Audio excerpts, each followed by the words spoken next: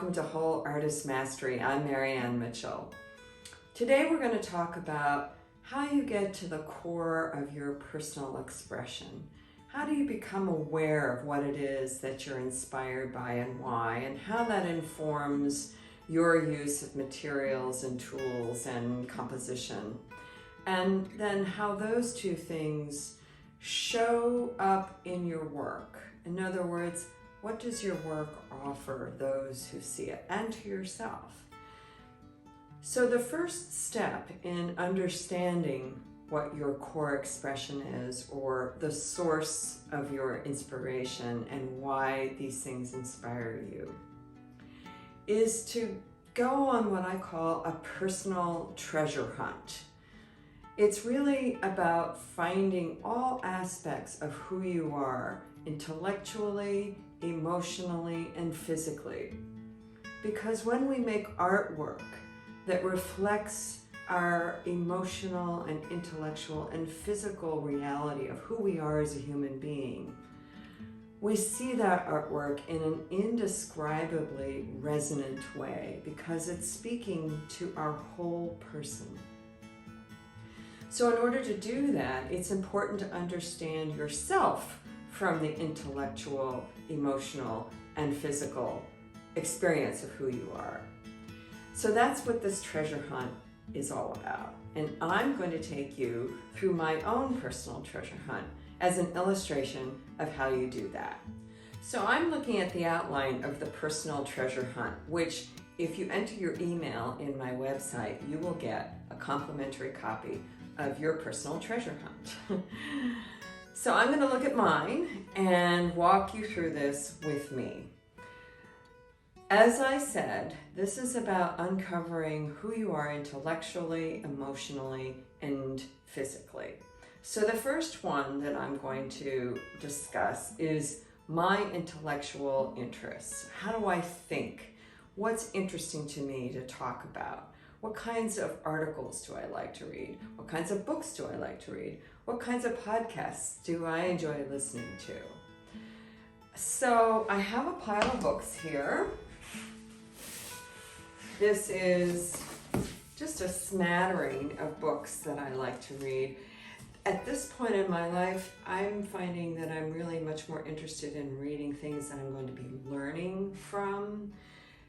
Learning about things that interest me. So throughout my life, as far as I can remember, tracing it all the way back, I have always been interested in or intrigued by and compelled by the opposites in life, the yin and the yang. And so I'm fascinated by reading things that address the scientific, the spiritual, and the creative aspects of both who we are as human beings and beyond in the universe. So for instance, one of the books that really addresses that is The Alphabet versus the Goddess, written by Leonard Shlain, and it's about the conflict between word and imagery, between linear processes and non-linear processes in the way we think.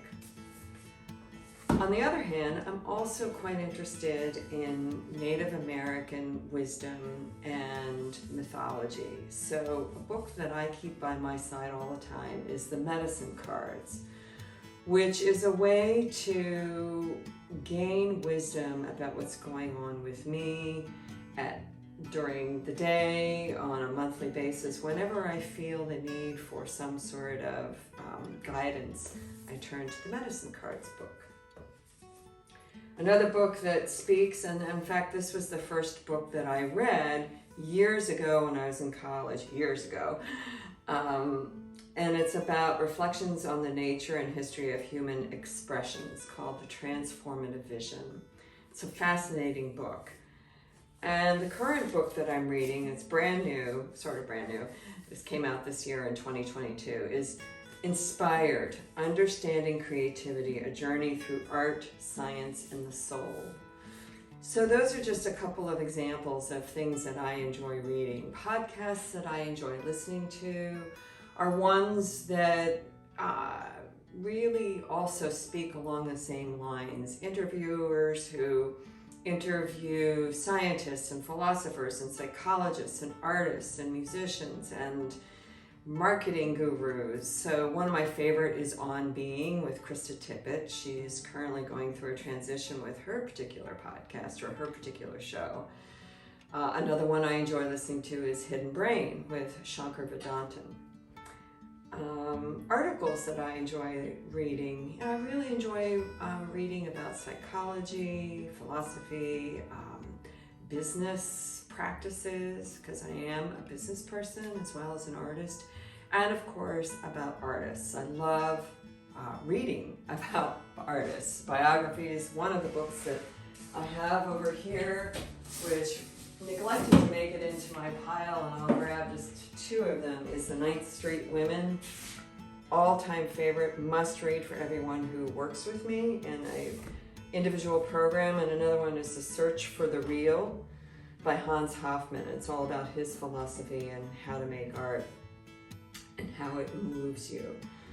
Two musts for artists. And so then the last part of the intellectual discussion is, what kind of conversations do I enjoy having? I enjoy having conversations that kindle curiosity, that feed my curiosity, that help me learn things. I enjoy talking to people that know things that I'm without the knowledge about, that I can learn from.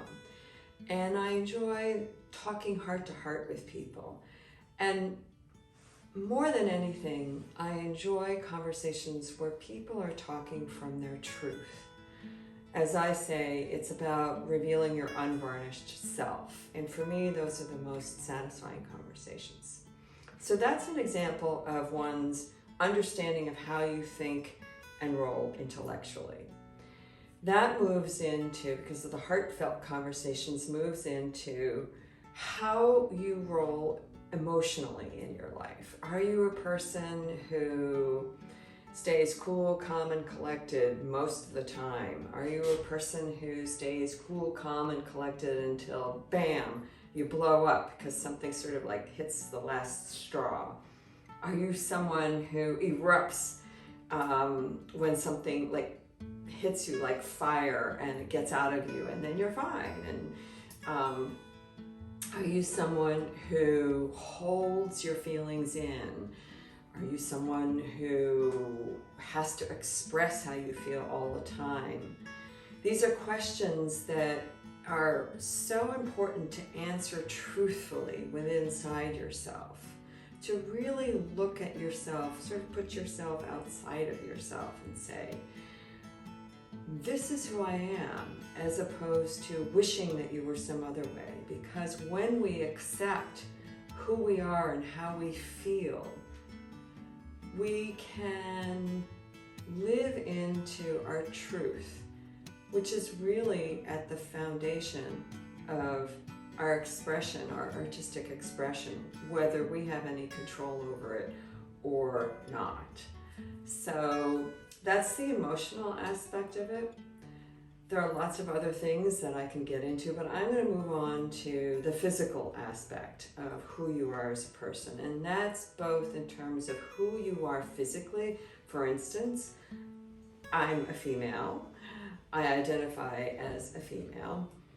I am north of 60, and I have white blonde hair, and I wear black all the time. Why do I wear black all the time? Because actually it sets off my whole presentation in terms of color. It also is a color, or a lack of a color, that protects your being. It protects your soul. It's like wearing a cloak, and all of that color and warmth and energy inside you is protected when you wear black. But going beyond your own physicality, it's also about the places that you find you get the most inspiration from, or inner reverence, or feel this incredible sense of awe when you're in a particular area. I know some people who feel that way when they're in the middle of New York City.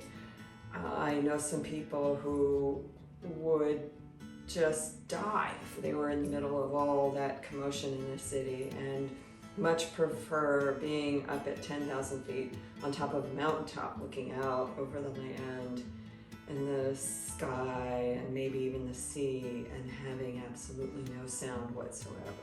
So what's the best way to get this information out and be able to put these pieces together for your personal treasure hunt to make sense? Well, I do what I call the brown paper method, which you will see in the next video. So if you enjoyed this conversation, please like this video and then subscribe to the Whole Artist Mastery channel, where you'll get a notification for when the video about brown paper method comes out. And while you're doing all that, head on over to the Whole Artist Mastery website, put your email in, and you will get a free booklet with all kinds of goodies, including the outline for your treasure hunt. And while you're there, check out the online recorded classes. We have now one about color, one about visual language, and one about how to get into the realm of abstraction with oil pastel. Very popular, people really enjoy them, and I hope that you do too. So thanks so much for watching, and I'll see you with brown paper behind me.